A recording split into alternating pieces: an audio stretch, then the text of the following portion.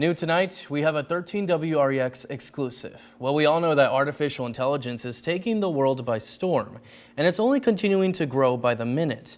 But how exactly does it impact the workplace and also the industries that have existed for hundreds of years? Tonight, a new Gallup poll shows that in the workforce, AI has doubled across the last 2 years and has skyrocketed to 40%. Meanwhile, 3 industries today use AI the most. Of course, technology coming in on top, with half of those jobs using AI in some way or form, and professional services and finance coming right behind. And even though those 3 are at the top, there are so many others that use AI, including roofing. I spoke to a local roofer from Northern Illinois, and tonight they're teaching us a little bit more on how AI can improve your roof quickly and efficiently. Take a look. It's warehouses like this one right here that I'm walking through that roofing companies store a lot of their equipment. Now, roofing is something you and I rely on every single day, so the industry has to keep up with the times. That's where AI and new technology comes in. And things have come a long way since a lot of roofs started being built hundreds of years ago. And there also was no nail guns. There were very few even staple guns, so we were hand nailing for many, many years, and we got very fast and, someone very good at it. In the early 70s, Chuck Maloney was a young teen with a dream.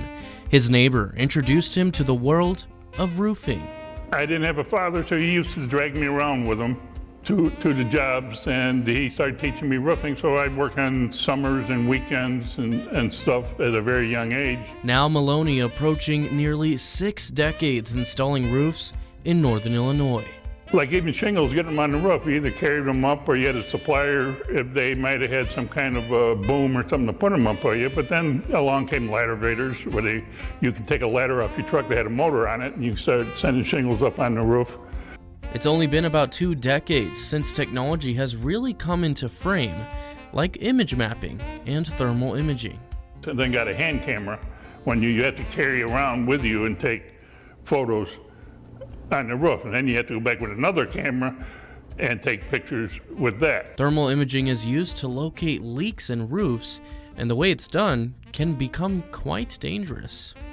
But the problem with all of that is that to do the thermal roof imaging, you have to do it at night. So you have to go walk around on a roof that's got skylights, holes, vents, maybe bad decking where you can fall through. So there's a lot of dangers involved. And even if one leak is missed, things can become even more costly for you.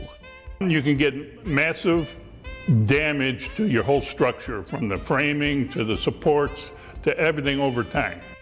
What used to take weeks with the power of artificial intelligence and drones can now be done in only 4 minutes. This is the drone. It's got a thermal lens, it's got a wide-angle lens, and it's got a telephoto lens. And it's a little difficult to showcase indoors, so we took it to the highest point we could get to. The roof, of course. Are you taking pictures right now? Yeah, I took a picture of your car. Oh, perfect. But we got to work quick and mapped the entire roof we were standing on. Moving to start point. See, it's going all by itself now.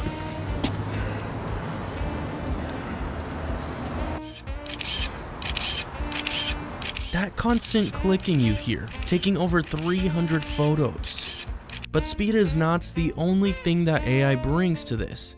It also saves money from the consumer's wallets. All they want to do is put a new roof on, which of course everybody wants to, but some roofs are repairable. They don't need to be replaced. If we did the thermal inspection and we see, okay, we only got 20% wet roof, so we can just cut out those areas of wet roof to 20%, and we can save them from having to tear this whole roof off, and they can just go back and then put a roof over the top of the whole thing.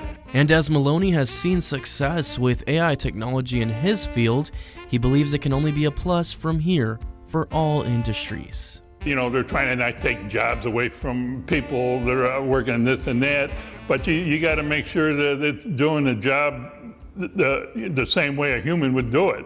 And while AI did double in the workforce in recent years, a Gallup poll says it's going in a way that puts human workers first.